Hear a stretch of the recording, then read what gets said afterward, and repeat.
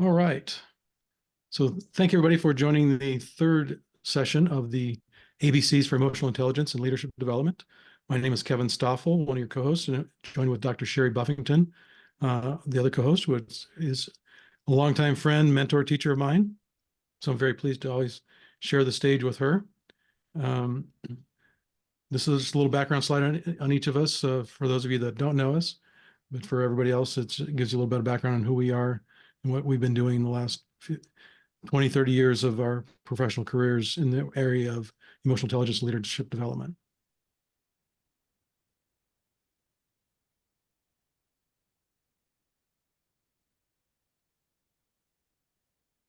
So to start out, we call this the ABCs of leadership, emotional intelligence, and leadership development, because we believe that these are the foundational building blocks for all leadership.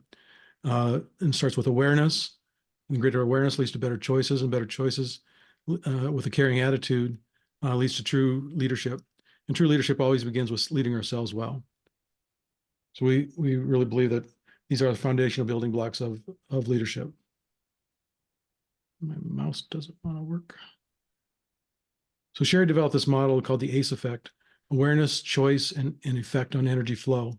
And it really just kind of gives a description of what life is all about. It's just, the more we increase awareness and expand our awareness, the better choices we can make, and the more aware of the choices that we have available to us that we can make.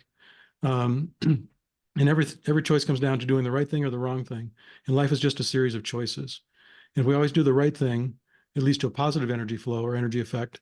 And we can feel our energy go up and move in a positive direction. Or if we do the wrong thing, we can feel a negative effect on our energy.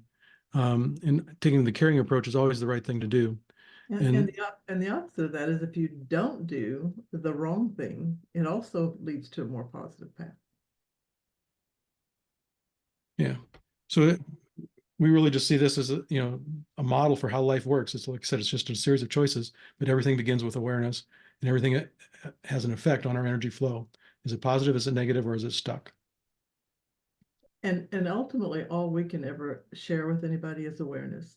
They have to make the choice, and their choice is what determines the effect, the outcome. Right. The more we increase our awareness, the more choices we become aware of, the better choices we can make. Mm-hmm. So emotional intelligence really is about knowing thyself, as Plato said, above all else, know thyself. It's really our ability to understand ourselves, become aware of who we are, and aware of our emotions, and be able to manage those emotions. And it's also becoming aware of who other people are and their emotional outcomes, and become more, have our ability to manage our own emotions as well as manage the emotions of others to have a better outcome, better relationships, better teamwork, and better effect. So really, the emotional intelligence becomes a foundation for all leadership development.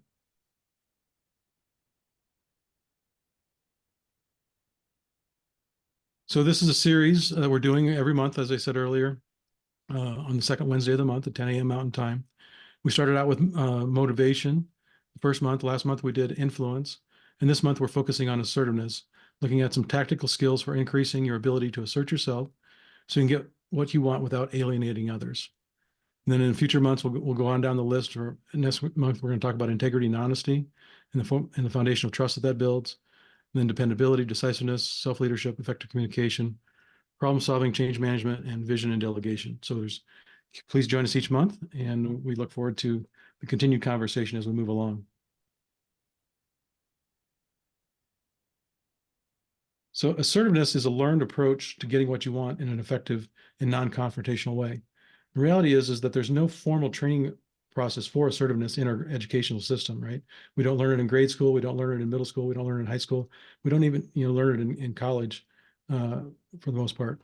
So unless you had the rare good fortune to have parents who taught you assertiveness skills as a child, you must learn it as an adult. And so that's what one of the reasons this class is so important, or this session is so important, is that most of us have never been through any sort of assertiveness training. So this is a model that I developed working with the types of people. So we are born, the introverts, passive types, are born passive. So that's an inborn response. It's the inborn response of passive people is to withhold or withdraw. So, and that's a passive approach. The natural inborn response for extroverts is to be aggressive. And it's if being aggressive doesn't get you as a child, as a bold child, if being aggressive gets you in trouble, we tend to move toward passive aggressive. That's an unhealthy, it's an adaptation. Nobody's born passive aggressive. It's an adaptation. Passive people, if passivity doesn't get them the outcome they want, they also tend to move toward passive aggressive. And that happens if we don't have any training to know how to do anything else. So many people vacillate between their natural style, in the case of bold types, aggressive and passive aggressive, or passive and passive aggressive, because they've not learned anything else. Assertiveness is a learned response. It's a learned skill set, just like playing the piano is a learned skill set. And it's a healthy adaptation. Many people look at assertiveness and they think assertiveness and aggressiveness are the same thing, and they're not at all. So we're going to look at how the assertiveness is different than aggressiveness, and to give you some awareness and to develop the skills to move when you move to a healthier adaptation from your natural response, that it's the right one. Yeah. One of the things that I think is really important about this slide is that the passive and aggressive are both inborn responses, and that passive aggressiveness doesn't require self-development. It just sort of happens naturally if we don't get the outcomes we want. And the only one that requires development or training or learning is the assertiveness trait, the assertiveness adaptation. So this is why it's so important to participate in professional development programs like this, is to learn that assertiveness skill.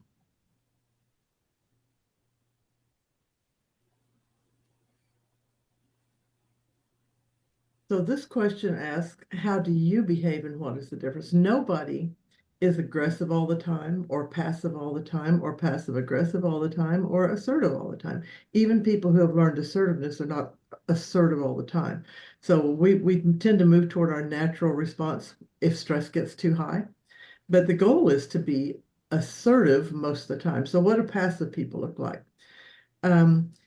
Passive behaviors, passive people allow others to infringe on their boundaries. They even to the extent of negatively influencing or harming them. So because again, it's that withholding and not pushing back. They just don't tend to push back. They consider the rights and opinions of other people to be more important than their own rights. Aggressive people do the opposite of that. So they don't respect other people's boundaries, and they're the ones that tend to push. So you can imagine what kind of a dynamic you have if you have a passive person and an aggressive person interacting with each other. And so aggressive people, the more aggressive they are, the more willing they are to push to the point of creating harm for the other person. So they consider their own rights and opinions to be more important than those of others. Assertive people, and this is again is the learned response. We learn to consider the rights and opinions of other people, to consider both the immediate and the long-term effects. So I want aggressive people are in the space of I want what I want and I want it right now. I don't care what the long-term effect is. And passive people, I want you to have what you want right now, and I'm not worried about the long-term effect for me. Assertive people are looking at the long-term effect, and they're seeking win-win solutions. How do I win, and how do I help you win? They express their feelings, thoughts, and desires from their own perspective. That's I messages. Here's what I think. Here's what I feel. Here's what I need. This is my position. And nobody can argue that. Nobody can argue your thoughts, your feelings, your needs, and your position, because nobody knows you better than you do. And if they're trying to argue that with you, they're manipulating you. So assertive people respect their own boundaries. They protect their boundaries, and they also respect the boundaries of others. So they're not trying to push people beyond what's their own personal boundaries. They know how to say no effectively to prevent overload. So passive people often don't know how to say no. They say yes to everything. because they're seeking agreement and they're trying to avoid conflict. And and to be able to say no effectively prevents you from having your plate so full that you can't get everything done, that you can't fulfill promises that you make. And that's a problem passive people often have. They can't say no, and so they have so many things on their plate to be done for so many people, they don't fulfill their promises. Linda, Um, I see you raised your hand. Do you have a question? Yes, I do. So I consider myself an introvert. So that would be more on the passive side. And what I know, what I've noticed is that when I am more outspoken, when I feel like I have to stretch myself, it feels like I'm being aggressive. When I'm really being, it looks like I'm just really being assertive. And right. then I worry that, did I go too far? Did I step on somebody's toes? And I worry that I offended somebody. And I asked the next person, was I too hard on somebody? Was I too hard on them? And they're like, what are you talking about? Well, and How do you know where is that line when you're coming from the passive side? that's really a great question and a great observation. Often passive people believe that they are being aggressive. And sometimes assertive behavior, the other person can receive it as aggressive, but it's not what you do, it's the intent behind how you do it. It's the intent behind it. So if you're thinking in terms of being kind to the other person, being caring, being considerate, seeking to help them win as well as win yourself, you are coming from an assertive place. Now, we can't control how other people take what we deliver. So an example of that would be you go into a clothing store, for example, and you have a clerk that's rude, right? And protecting your own boundaries, you say to that clerk that behavior is not appropriate. So you're in effect only defending your own boundaries. But how does that become win-win? It becomes win-win because we teach people how to treat us, and we also teach people what's all right to treat other people. So in the process of defending your own boundaries, you're also teaching her, if she's willing to learn, right, that is not appropriate to treat customers that way. So you've given her the opportunity to learn something, and you've also protected your own boundaries. That's a win-win if the other person receives it that way. You can't determine and control how people receive what we deliver. We can only control what we deliver. So if your intent is to do the right thing and to seek win-win solutions, you are being assertive. And as we look at assertiveness and the payoffs and the consequences closer, you'll see how your behaviors are assertive, and then you don't have to go to that space of worrying, am I being too direct? If your intent is to resolve an issue, how the other person receives it, um, you can adjust if you're aware. It's what awareness is about. As we become more aware, we can adjust how we say what we say. And then you don't have those questions as did I go too far? Did I? And sometimes we have to be direct. Sometimes people don't take an action or they don't take something seriously if we're not direct in the way we state that to them, right? Yeah. Thank you. Yeah, and one other comment I'd make, Belinda, is that the fact that you're aware of not wanting to be aggressive, says to me that I can almost guarantee that you will never be aggressive because you're aware of it, and Right. you're very concerned about it to begin with. So the likelihood of you being aggressive is slim to none. And And 9 times out of 10, if not 10 times out of 10 times out of 10, when you ask people, was I too aggressive? And they go, what are you talking about? That's probably because you're not, right. right? And Kathy just put in something in the chat box, which is really true, that direct and clear is kind. If you're direct and you're clear, we're not mind readers. We can't read what other people are thinking or feeling or need. So direct and clear, yes, is very kind. Thank you, Kathy, for sharing that. So another factor for assertive people is that they know how to defend themselves. That's what we were just talking about, defending yourself against aggressive actions without creating an issue or an unpleasant battle. So let's go back to the clerk. The clerk is being rude.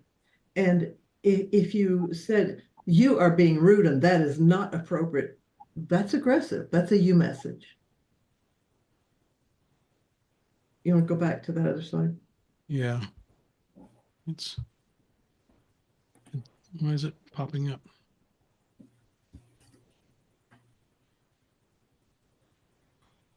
There we go. Yeah. Sorry about that. So you are being rude is a you message. That's aggressive.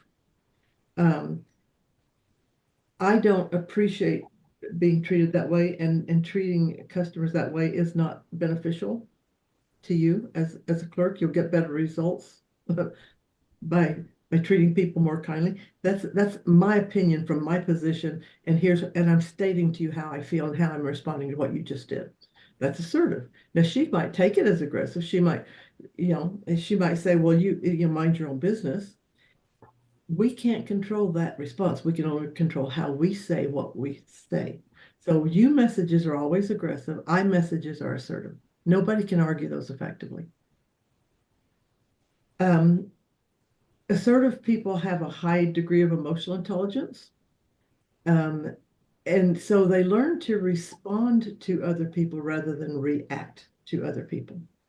So when we're reacting, we're out of control. When we're responding, we are in control. We are determining what that next move looks like, what that conversation looks like, what that interaction looks like. So the emotional intelligence allows us to learn to respond. And sometimes responding requires that we step away emotionally from a situation, and we step into it as what I call wise observer. The observer is looking at the other person's behaviors, the other person's interactions, the other person's words, and responding versus reacting. Welcome, Don. So all behaviors, passive, aggressive, passive aggressive, and assertive, have payoffs and they have consequences. So what are the consequences of being passive? One, passive behavior denies self-expression. We don't say what I think and what I feel and what I need. Passive people don't do that. Those things stay secret, stay behind the scenes. They don't feel like they have a right to express what they want and what they need and what they feel. So they don't tend to do that.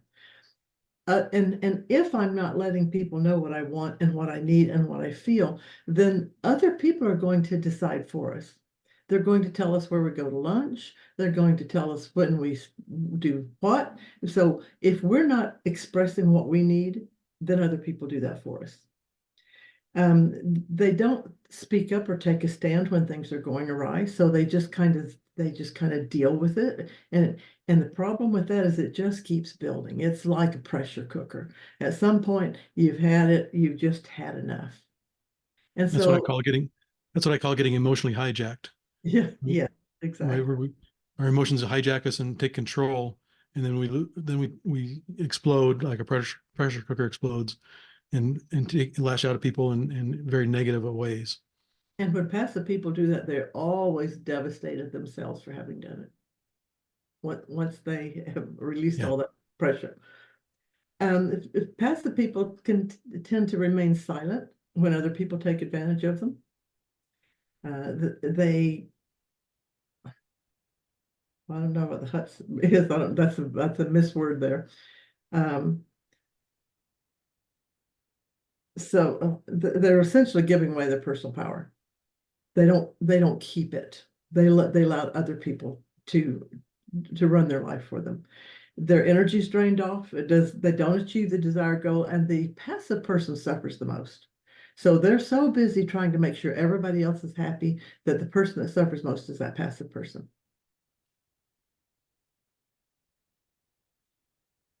The payoffs, you're not responsible for poor results. If something goes wrong, it's not your fault. You didn't make the decision.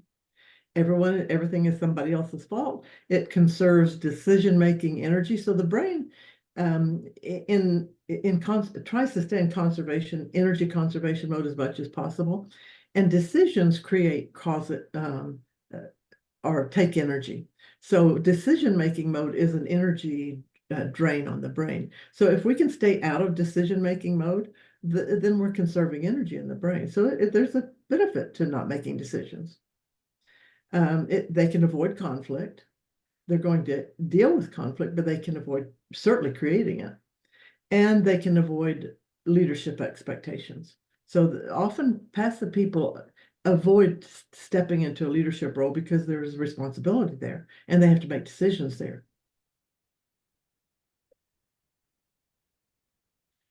So let's talk about some passive people that you know or some experiences that you've had. If you say, Belinda, you view yourself as an introvert and tend to take a passive stance. What are some experiences you've had with that? So I can share what my experiences were when I was managing and leading my company in the past, and we had 5 reps and a few contractors. And what I noticed was, for me, it was challenging to have those tough conversations when things were not happening as they should. When I realized that some people were not a really good fit.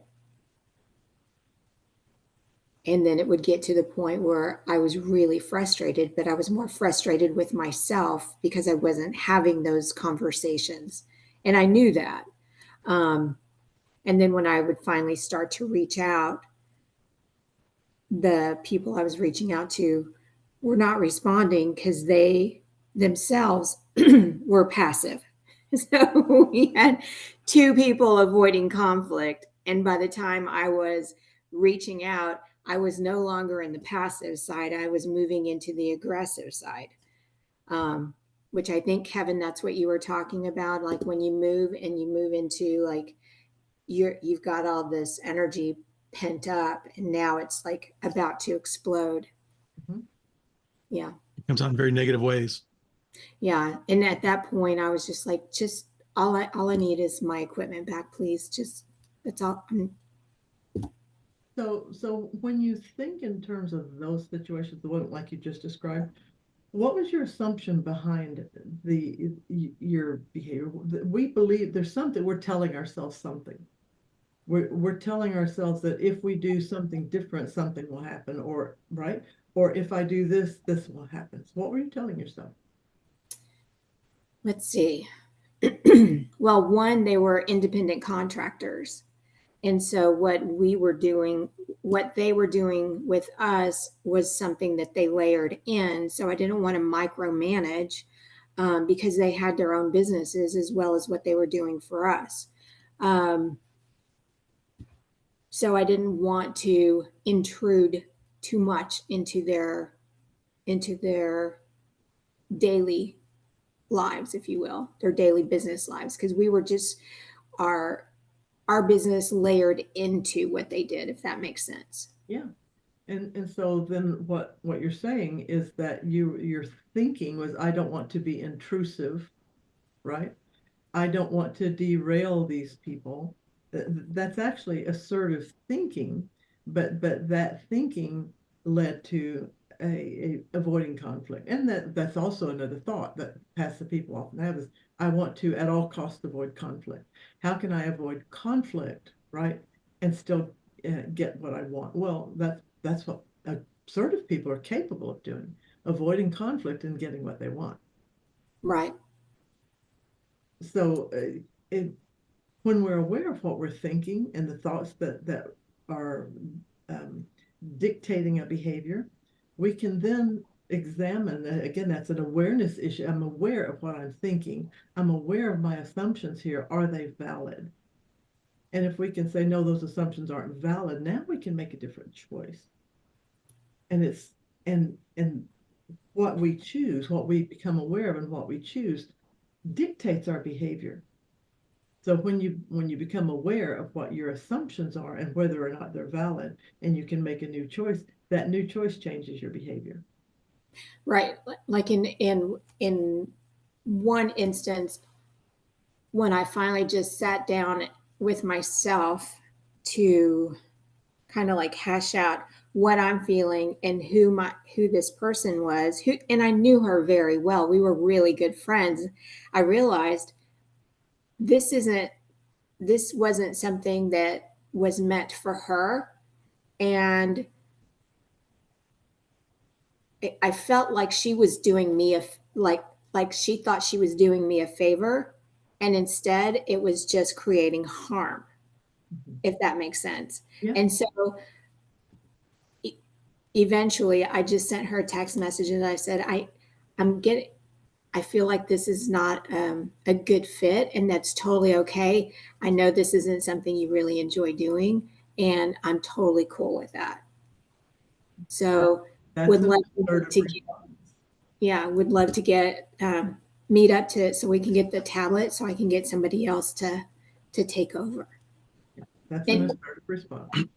yeah, and so she was very responsive to that, and it let the steam, if you will, the energy out of what I was feeling when I really sat there and thought about what's going on from her perspective and how she is in her personality style versus what I was trying to get done.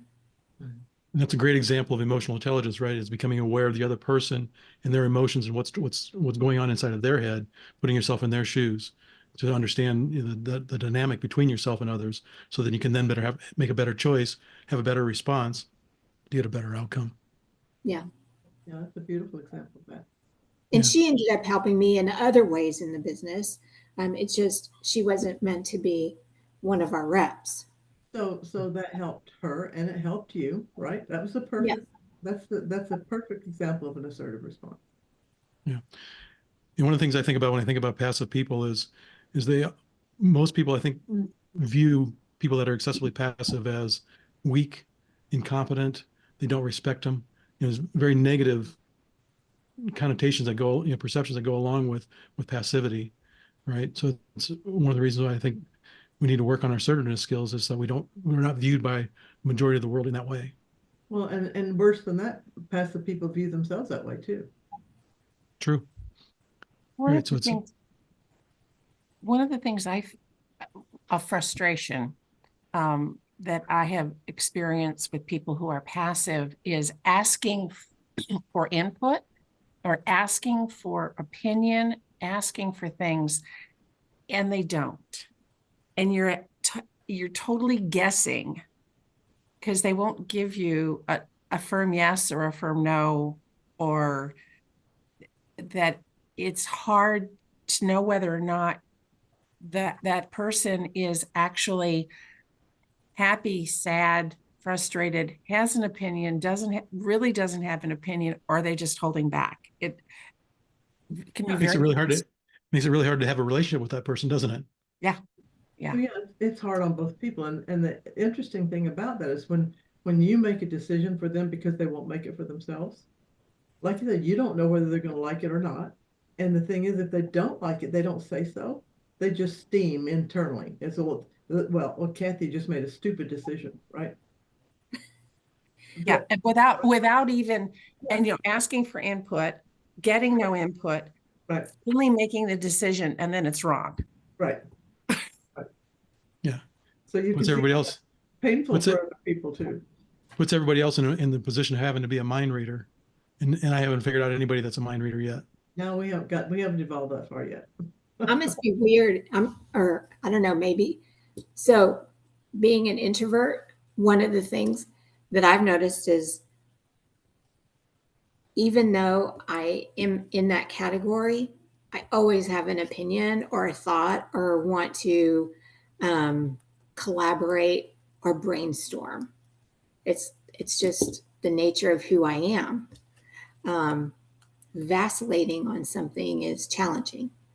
So Although processing out loud for me is very beneficial. So I may want to talk to someone about something, or someone else wants to process something because they're a verbal processor versus an internal processor. So I get that. So it's possible that your secondary style and maybe even your dominant style that has been conditioned down or suppressed, that it's at least your secondary style is extroverted. So nobody's 100% anything, right?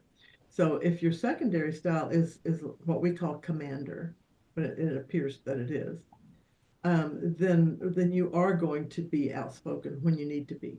You wouldn't be unless you need to be, but that would give you the impetus and the power to be outspoken when you need to be.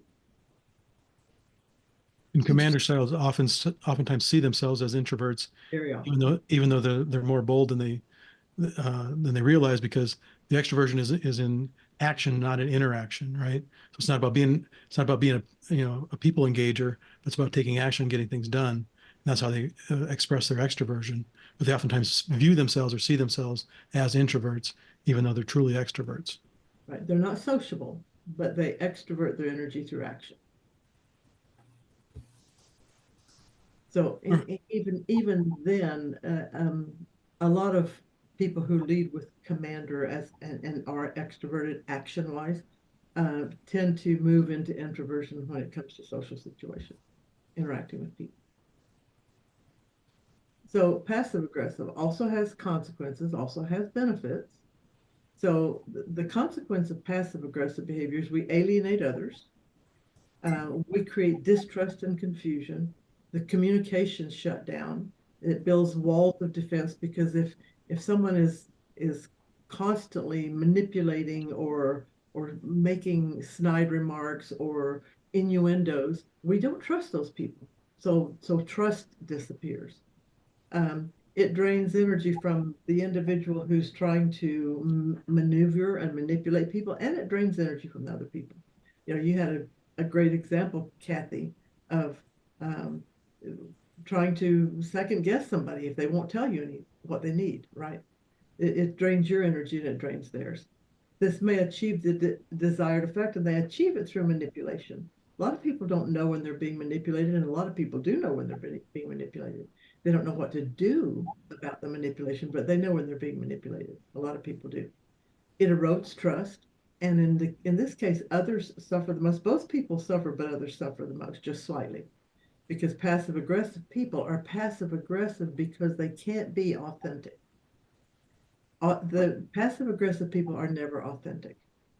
If they were being authentic, they would either be their natural aggressive self or the assertive self that they've learned something, or there'd be their natural passive self or their assertive self because they've learned something.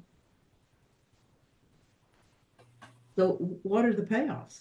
Well, they can manipulate others covertly. They don't have to have outright conflict. It could be covert. They get their way without direct conflict because they're like snipers. They take pot shots at people. They have this game of pretend you don't see what I just did. And many people don't know what to do with that game. They just play it. They pretend they don't see what just happened. And so they get their own way without direct conflict. They can keep people off balance enough to gain an advantage over that person. And in this case, again, others suffer the most. So the behaviors down here of a passive aggressive person, this is added here because most people don't know what that looks like. It's aggressive but non-confrontational actions that take the form of sarcasm, brutal teasing, sneaky, sly, snide, backstabbing behaviors, and they want to keep you confused or off guard in order to manipulate you covertly. And it's one of those games that you decide, I don't want to play that game. And how do you not play the game? You call them out. What what you just said or what you just did was offensive, or that hurt my feelings. And you know what they do when you do that, when you call them out? Oh, they divert. And what they divert to is, you're being too sensitive. Why are you so sensitive? And then you reply again, calling them out. That might be true, but that is still how I saw that. action or that behavior. That's still how I saw it. Just don't play that game. It's a game designed for them to win, not you.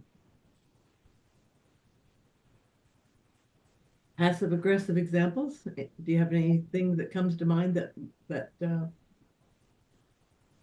are people who deal with things? And again, these are snipers who take pot shots at you. They might say something like, yeah, hey, nice outfit. And you know by the tone that they didn't mean it as a compliment. And you reply with, well, what's wrong with my outfit? Why are you so sensitive? I just said it was a nice outfit, right? They go back to the words and not the innuendo, the insinuation. That's again to keep you off balance. That goes back to the intent, right? Their intent when they said that was not pure and genuine. Right. Their intent was to do something different, to insult you, but give you a compliment, but insult you at the same time. Right. And they're very, very good at using inflection to direct your attention. Nice outfit. Yeah. The words say it's a nice outfit, right? You look good in that. But the innuendo, the inflection tells you that's not how they intended it. And they use that as a tool. They use it frequently because if you resist, if you push back, they go back to the words. And you can't prove the insinuation because it's your perception. You can't prove your perception to another person.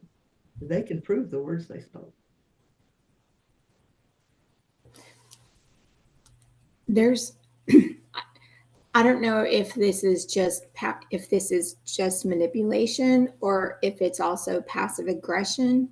It's not business related, but it's something that I learned, and so I stopped doing it because once I realized, I was like, oh crap.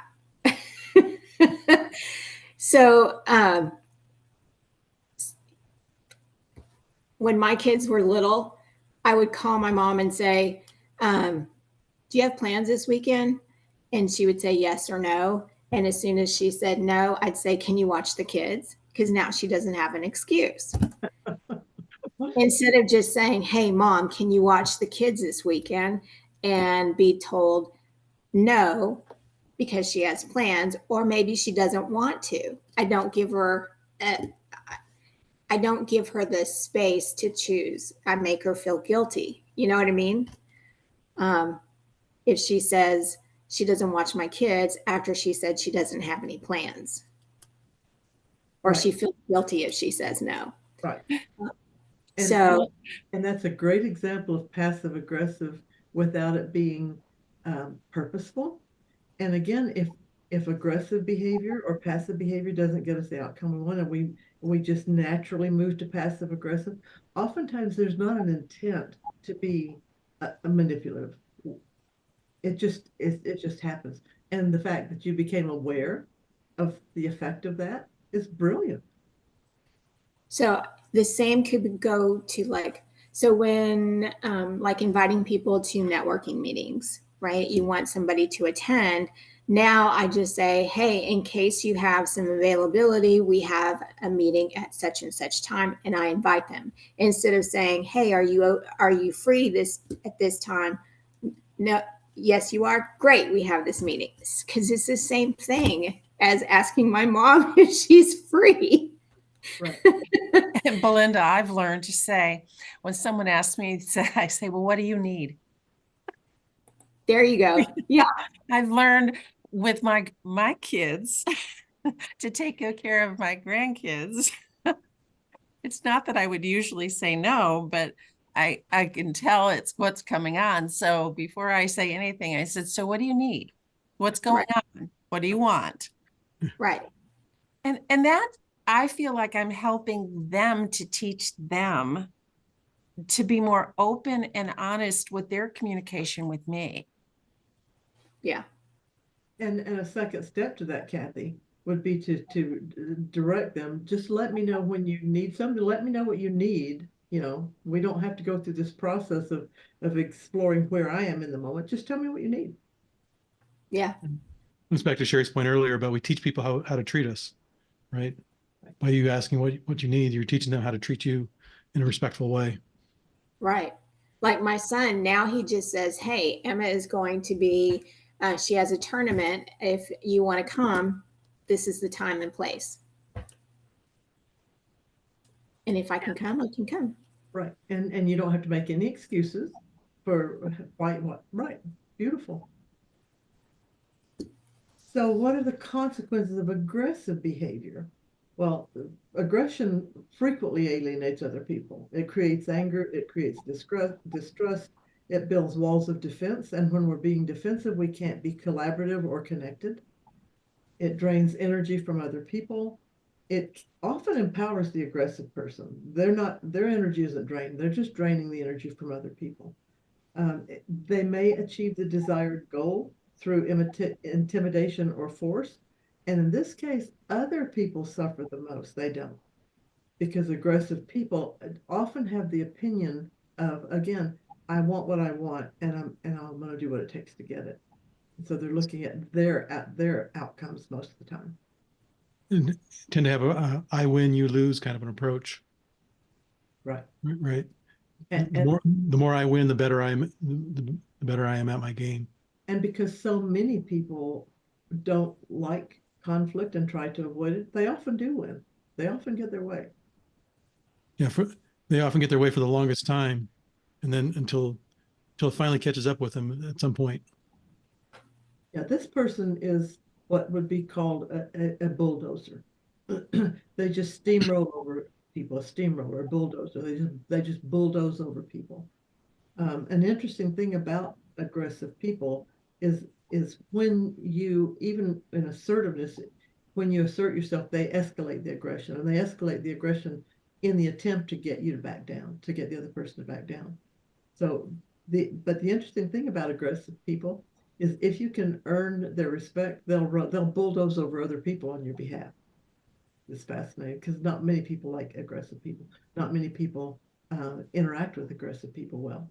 And for assertive people who stand their ground and earn their respect, aggressive people or typically become bulldozers on their behalf, not toward them. So what's the payoffs? They get their own way. That's a big payoff. They often get their own way. They're not swayed by the opinions of others, and that's beneficial, and that can also be transferred over to assertiveness by not being swayed by the opinions of others, realizing that other people's opinions are not more important. In the case of an aggressive person, they think other people's opinions are less important than their own. They can maintain control of situations and or of others, and the others in this case certainly suffer the most.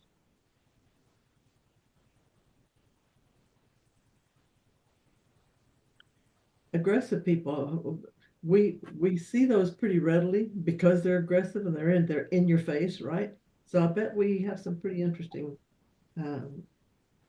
examples of aggressive interactions with aggressive people. Want to share any? I got one that comes to mind is a guy I used to work with back in the 90s. He was a technology, like a chief technology officer type or VP of technology IT. And he was the bulldozer type. And I just remember how people used to do either they kowtowed to him and followed him like a puppy dog and did whatever he told, whatever he said, never questioned him. And that's the only way they could get along with him by never questioning him. So he never got to hear what he needed to hear. What he needed to hear, he only got to hear what he wanted to hear. Mm-hmm. Right. So they either kowtowed to him or they ran scared from him. Right. And they did everything they could to avoid him. So Right. so in terms of other people suffering the most, it was a clear example of that. And it worked for him for long periods of time until enough people got fed up with his bulldozing and then he would get pushed out. He got pushed out of the organization. Well, and what the example you're giving, Kevin, is the other side of the coin, how the aggressive person suffers. They don't hear the truth. They don't get honest feedback. People do avoid them, right? If they were aware of that, if they cared about that kind of thing, it's in effect, they suffer if they care. If they don't care, it still is a consequence. It's a consequence whether they care or not. But those are consequences that aggressive people typically have. They don't hear the truth. They don't get open and honest feedback. That people avoid them. So yeah, those are the consequence sides of it. Right. And they generally don't have, they have very few legitimate friendships, right? Authentic friendships. Yeah. Because their friendships tend to be based on positions of authority or rank right over them. So as long as I'm your boss as an aggressive person, you will interact with me. But as soon as as soon as you move to another department or leave the company, we're no longer friends because I want nothing to do with you since you don't control my paycheck anymore. Well, and there's also friendships are often based on what the aggressive person can do for the other person, because they can accomplish a lot being aggressive. And so the friendship is, I'm going to be your friend because of what you can do for me, Right. not because I really like you. Yeah. So now we're going to look at assertive people. Are there consequences to being assertive? Yes, but you didn't create them. So aggressive types may escalate the aggression. We just talked about that. You didn't do it. You didn't escalate the aggression. To understand, we can't control other people's behaviors. And if we stand our ground, they are going to escalate the aggression. And if you're prepared for that outcome, you can manage it. If you're not prepared for it, it's going to derail you. So to recognize that if I stand my ground with an aggressive person, they're going to escalate the aggression.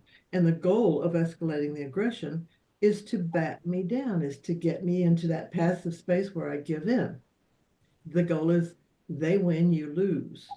And then you recognize that, you prepare for it. Self-management takes energy and it takes effort and it takes self-discipline. It is the long-term effect of that is wonderful because it affects everything. It affects every relationship and every outcome. When you are self-managed and self-disciplined, it affects everything in your life. So does it take time and energy? Absolutely. It's why a lot of people aren't there. Do you know what the statistics show and the numbers of people who are assertive versus passive aggressive or passive aggressive? 12%.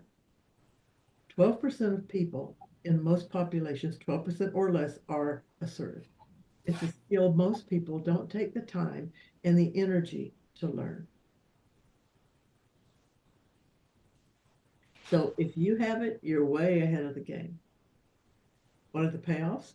You can inspire others instead of manipulate them. It creates trust and respect, builds cooperation, increases positive energy in yourself and in other people.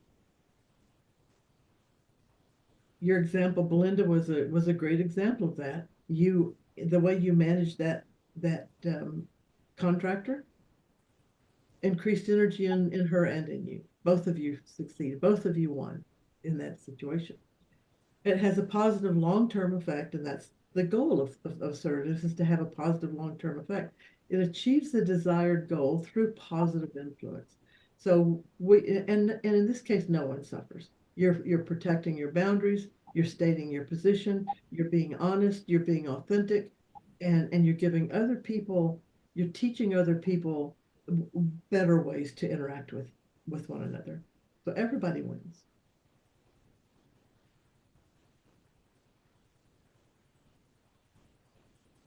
Examples of assertive people,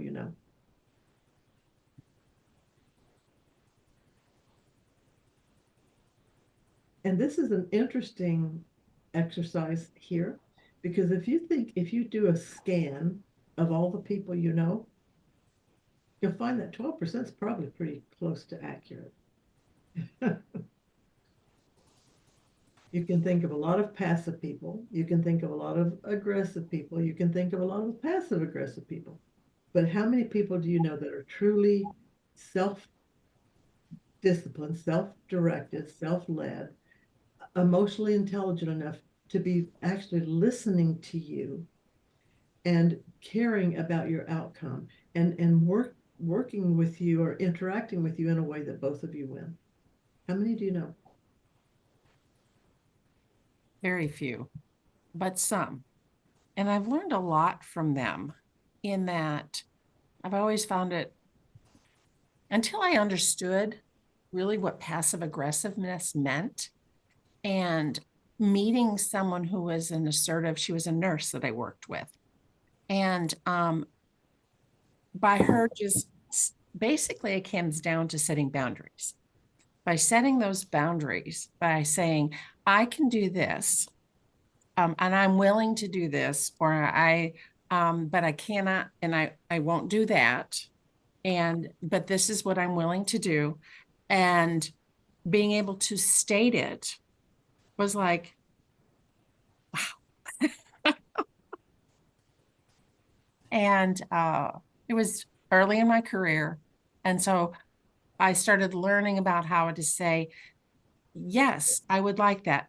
I remember traveling one time when I was a teenager. I was traveling with my uncle, and I had been asked if I wanted, we were visiting some friends of his and said, would you like something to drink? And I don't know where it was, but I was like very, very shy and saying, um, um, if you want to give me some. I still can't believe I said that. And my uncle, because it was such an odd experience for me. And so my uncle said to me, Kathy, you can say, yes, I'd love some, or no, thank you. They can't guess as to whether you want anything or what it is that you want. You can say what you want. And if anyone knows me well now, if I'm ever offered something, I always say that would be lovely. Thank you. I'd love that, or something to that effect. I mean, I was like 14 years old when that happened. I was like, oh, I can say that. And isn't that amazing? Again, your uncle made you aware of something you weren't aware of, and you got to make better choices. And those better choices have led to better outcomes throughout the rest of your life. Mm-hmm. And so that led to more places where I was more, yes, thank you, or no, I don't want some, thank you. Right, exactly. I had an assertiveness experience this weekend, or end of last week, over the weekend. I emailed a company for power raking and air rating my yard, and asked for a quote and when they would be able to do it. They came back with a quote of like $170, and I thought, this seems awfully expensive for my small little yard because I got a really tiny yard. It seems awful expensive, so I just being assertive, I emailed them back and said, that's more than I got a really small yard. It's more than I was thinking it should be or whatever. And their reply back was, well, what were you thinking? And I said, I was thinking more like 150 question mark. And they said, okay, we can do that. We'll have a crew there tomorrow, kind of thing. So just by asking for, expressly being assertive enough to say, it's more than I wanted to spend on such a small yard, I got them to come back. It really, some people would say, well, how's that a win-win for them? Well, it was a win for me because I got a better price, more reasonable price on my yard, but they got a customer out of it, right? Because they got $150 out of it instead of zero, because my other choice would have been to just say nothing and go look for another quote to somebody that I thought was more reasonable. Right. So they at least got, $150 out of it rather than zero. And they have a customer that might need that again in the future. Exactly. And if they gave you good service, then you might refer them to someone else. They have a lot of upsides to that. If I never would have asked, I never would have received. Right. I would have had to go through more work to find somebody else, and maybe not find somebody else anyway. Right. That was any cheaper. Yeah, great. That's a great example. And assertive people, when I do assertiveness training, I assign people things to go try. And it's essentially just asking for something and it's amazing how frequently you'll get what you ask for, and sometimes even more. So that's a great example. Yeah. So this is a graph I created years ago, and it looks at life experience. So if early in your life you're self-disciplined, you are have developed emotional intelligence, you're self-managed, that requires effort. We talked about that was one of the consequences of assertiveness. It requires effort. But at some point you get to a point of no return, essentially, a point that things shift. And for people who've been self-disciplined and made the effort early in life, the rest of their life is easy because they've learned the skills. They've learned they've built the relationships. They've designed a life that works for them. The other path is an undisciplined, easy path. So self-discipline, I can decide to eat well and exercise and take care of myself. And at some point later in life, I'm healthy, I'm fit, I can still get around even late in life, right? Where the undisciplined approach, early, it's easy to not take care of yourself. It's easy to sit on the sofa and eat chips. That's easy. But then at some point, life becomes effortful.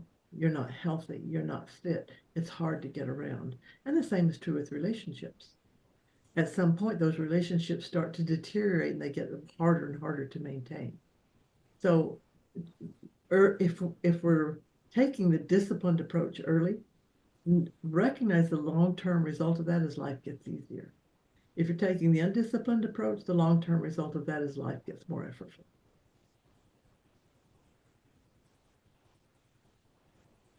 It's you pay now or pay later, right? So here's some techniques you can use. Broken record. With broken record, you just repeat your position calmly and without a reactive emotion. And Kathy, you gave an example of that. I don't have time for that. That's, my plate's full. I can't do that. Yes, but, so they're going to give you another reason why you should do it. You simply repeat the same message. My plate's full. I don't have time. I'm not the best choice for doing that. You can, and you repeat that until they stop throwing out reasons why you should, right? Just the same message, whatever, just calmly, unemotionally. Here's my position. Here's my reality. This is what has to happen. Sherry, when you said that, one of the things that really triggered in my mind is that when you say, I'm unable to do that, my plate is full, blah, blah, blah, and you keep getting the pushback, I find that people are trying to shame you or Yeah, shame me into making that choice to please them. right, exactly. When you Which said the is word what- should, I think shame. Shame, which is why it's important to step into wise observer space. When we step into wise observer space, we step out of emotion. We can't have both. The brain can't manage two things at a time. So you're either attending to the shame, the emotion, or you're attending to the observation, wise observer. So we step out of emotion and into observer, and we're going. When we step into wise observer space, we're asking ourselves a question: is this a wise approach? Is this a wise response? And now we can keep responding wisely because we're in wise observer mode, not emotional space. Fogging is another example, another tactic you can use, another technique. And so in this case, you're agreeing to part of something, or you're agreeing in principle with what the person is saying, but you're not agreeing with it 100%. You're saying essentially, I can see how that might be a problem for you, or I can see how you might see things that way. However, and then I state my opinion. And if mine's different, I state it from my position. Here's what I think, what I feel, what I need, right? But fogging is, I agree with you. I can see your point, right? You're agreeing in principle, but not agreeing to do what they want you to do.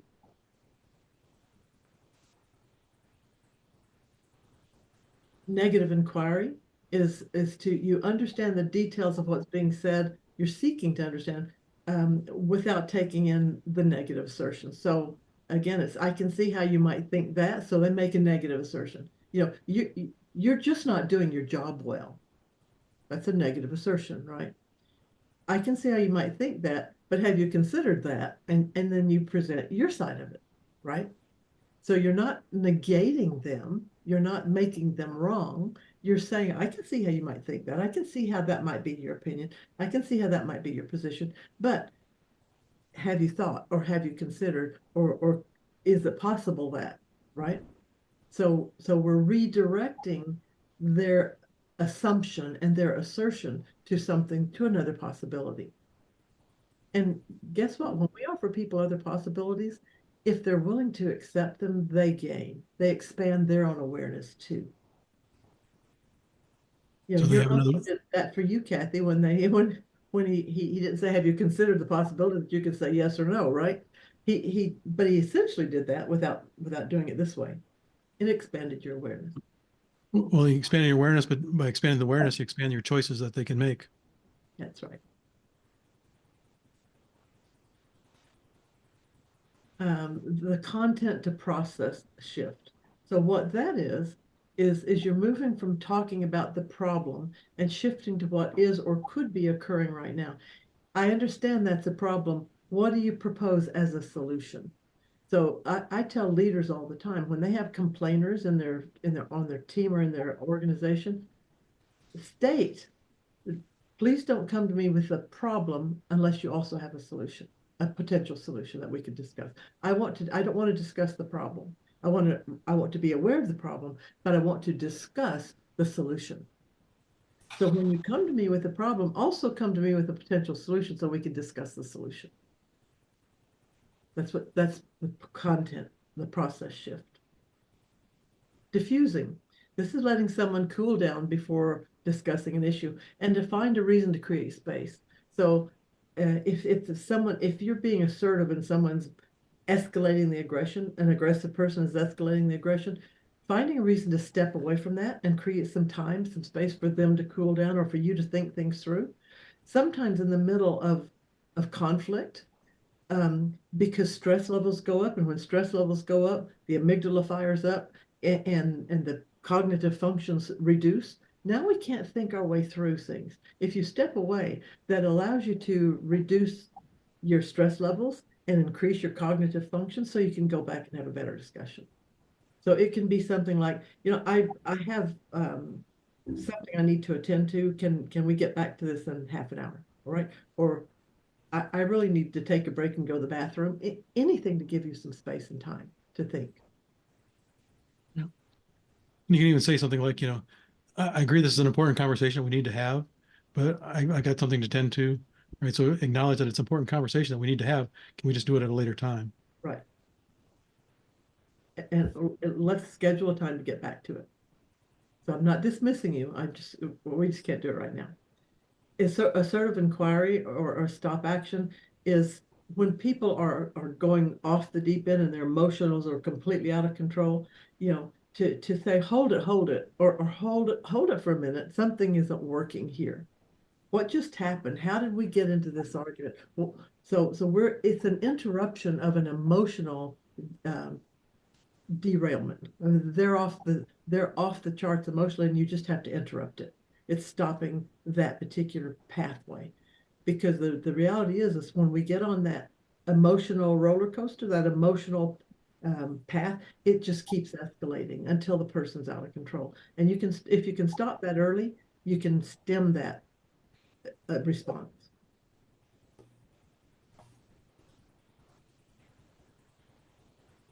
So we're down to action steps. When you start practicing being more assertive, using some of the techniques we just talked about, start in low risk situations. So the telemarketer on the phone, the rude clerk, requesting a meal replacement for a cold or undercooked meal, stating a position in relation to someone else's opinion. Low risk. You don't want to go and um, in high risk situations. And high risk situations are people that you love and care about, relationships that you want to maintain, right? People whose opinions or whose decisions can affect your outcomes, your immediate and future outcomes. Those are high risk situations. Low risk are things, they're good practice areas. So practice, Asking practice in low risk situations. asking for a discount on power raking and aerating your yard. Right, exactly. Exactly. That's a perfect example of asserting in a low risk situation. All they could have said was no, and then he would I have to go find another vendor, right? Another um, company. So make the effort, and whether you get a good result, a bad result, or an indifferent result, you're going to learn something if you make the effort.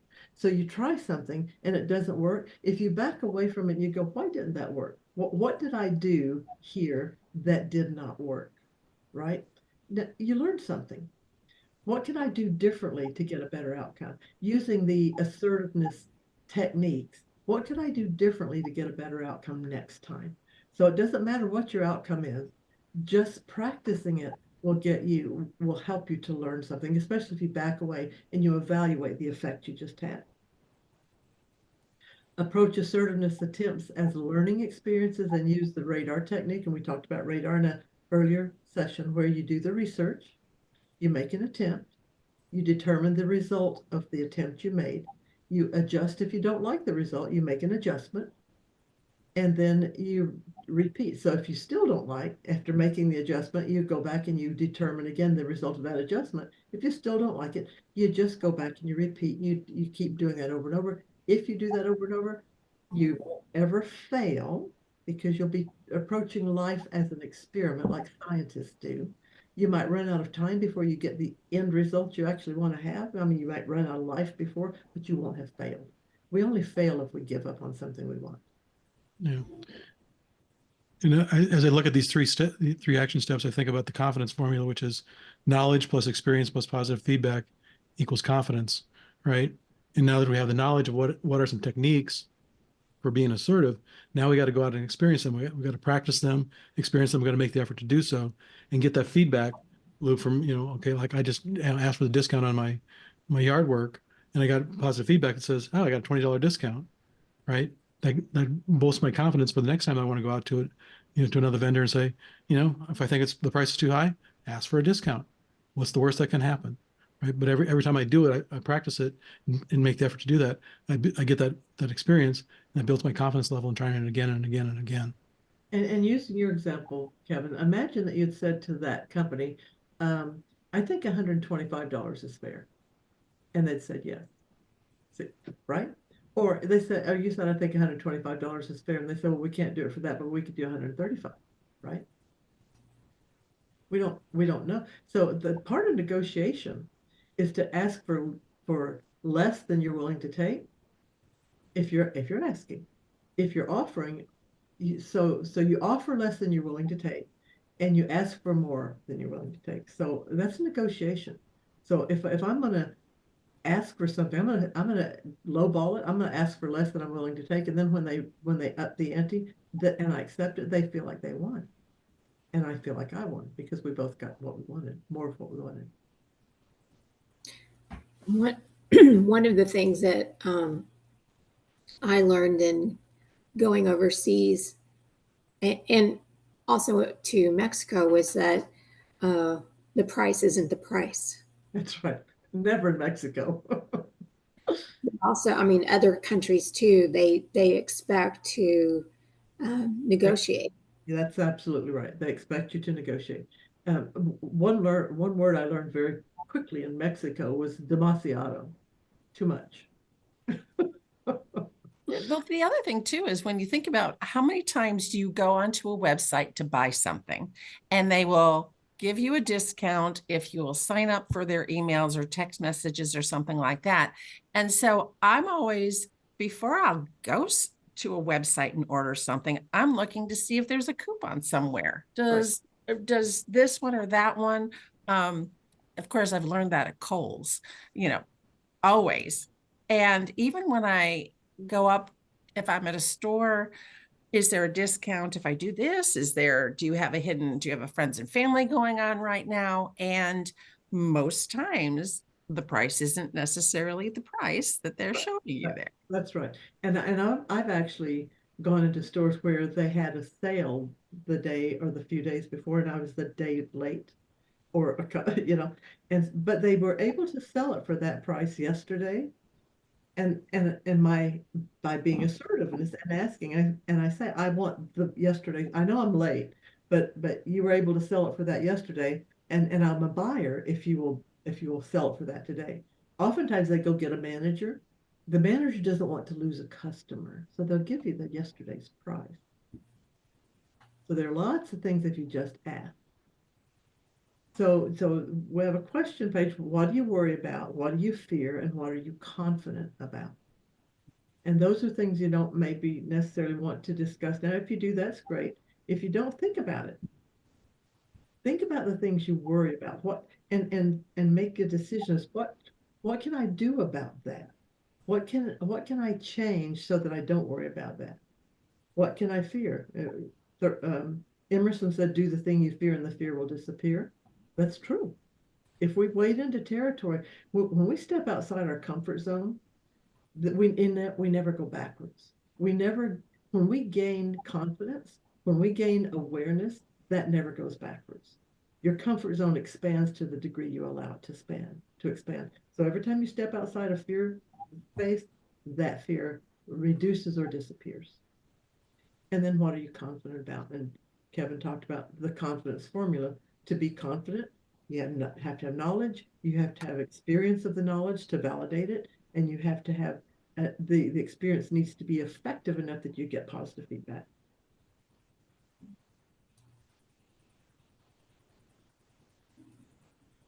Any questions anybody has at this point? Yeah, we've had some really good discussion along the way here. So, Yeah. You know, Sherry, one of the things that you were talking about with asking for the price yesterday, as in always, I find you can get more with kindness and with being assertive, but yet don't be demanding and Oh, absolutely. Absolutely. You're never going to get what you want by being aggressive because you've just built a wall and they're going to fight, they're going to push back. So you're absolutely right. By being kind, by making a reasonable request, by explaining I couldn't get in here yesterday, and I really want this, I want it at sale price. I wasn't able to get here yesterday. That's when it's really fascinating. There's been a study done around using the word because. And it doesn't matter what the because is, it doesn't matter what the reason is. Most people will buy it. Most people will give you what you want if there's a because to it. So you're right. That's a very, thank you for pointing that out. That's very true. Yeah. This last slide says assertiveness is a skill. You can't you can't become assertive by learning, just looking at this program. You can't become assertive just by reading books on assertiveness. You become assertive by practicing it. It's just like you can't learn to play the piano by reading books about playing the piano. You could, if you read books about how to play the piano, you can talk about how to play the piano from now until the end of time, but you can't play the piano if you've never practiced it. Assertiveness is the same way. If you don't practice it, you never get good at it. You can't polish those skills. So take the risk, step out there, step past your comfort zone, try something, and oftentimes you're going to be really pleasantly surprised as to what happened. And if it goes awry, then you step away. What went wrong? What could I have done better? What could I have done differently? What is this about me or is it about the other person? And often it's about the other person. We can't control other people's behaviors, but what could I have done differently? That's practicing assertiveness the way you practice playing the piano. Yep. So if you guys know, one of the things Sherry wanted to share at the end of this was just a Leap Assertiveness program for teams. So if you know organizations that would like to have assertiveness training with their teams to build that skill within their organization, so they got more people being assertive rather than being aggressive or passive aggressive. That's a program we have for developing assertiveness skills.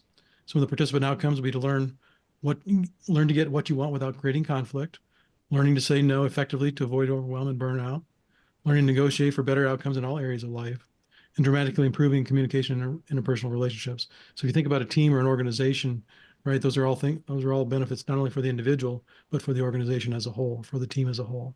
And for most organizations, the primary problem is that they don't know how to communicate with each other. They don't know how to connect with each other. They don't know how to help one another get the outcomes they're after. Assertiveness lets them do that. Yeah. So just real quickly, the program format is a combination of training, experiential learning, and group coaching. And it's a 3-month program consisting of meeting twice a month, consisting of once a month meeting to do a group training session where we cover this content and go even deeper than that. And then also the second meeting of the month is a group coaching session, because each training session will assign an assignment, if you will. People need to go out and practice in between the meetings, and then come back and report on those, and then get some group coaching around what did they experience, what did they learn from it, what experiences did they have, And what adjustments can they make? and what adjustments they can make to then go back out and practice again, some more. And so the program is designed for teams up from 5 to 15 participants. So if you know anybody that, has an organization that might be interested in that kind of assertiveness training program, we'd love to talk to them. So just shoot me an email and I'll reach out to them, kind of thing. So I appreciate your willingness to consider that possibility. And lastly, next month, our topic is integrity and honesty. We're going to talk about the keys to, which are the keys to trust. And trust is a foundational component or foundational building block of great leadership, right? So another important topic next month. Same day, same bat channel. Second Wednesday of the month, 10 a.m. Mountain Time. Thank you for joining us, and